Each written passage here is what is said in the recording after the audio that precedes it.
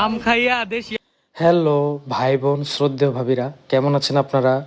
আজকে আম গাছ থেকে আম পেড়ে আমরা ভর্তা বানাবো, আর সেটি মজা করে খাবো আর আপনাদেরকে দেখাবো। আছি বাউলপাড়া আর্মি ক্যাম্পের সামনে, বট গাছের নিচে। এই যে দেখুন, শান্তির জায়গা। এখানে বসে আমরা আমের ভর্তা খাবো, আমগুলো ছিলছে। আর এই যে এখানে দেখতে পাচ্ছেন আমাদের মেঘনা নদী। আর যেহেতু বট গাছ, মেঘনা নদী, আজকে আমাদের আমের ভর্তা খাওয়াটা বেশ জমবে। আর আমের দিন আসলে সকলেই কিন্তু আমের ভর্তা খেতে পছন্দ করেন। এই যে দেখুন, আজকে আমের ভর্তা খাবো আর আপনাদেরকে দেখাবো।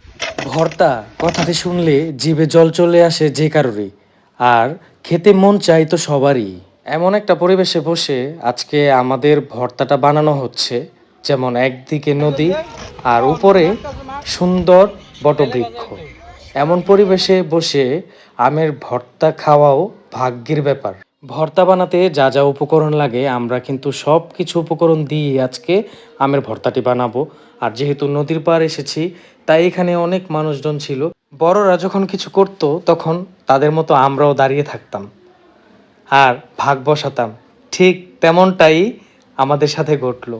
শৈশবের কথা তাদেরকে দেখে মনে পড়ে গেল। আহ, শৈশব! অনেক তো কথা হলো, অনেক গপ্পসপ হলো। এখন ভর্তা টেস্ট করব। এখন আর কোনো কথা হবে না, হবে না। Minig na rin.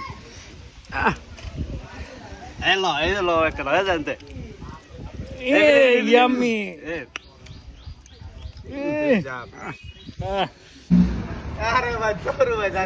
আম খাইয়া, দেশি আম খাইয়া ওই যে আমাদের অবয় বেশি খেয়েছে যে এটার বিচার।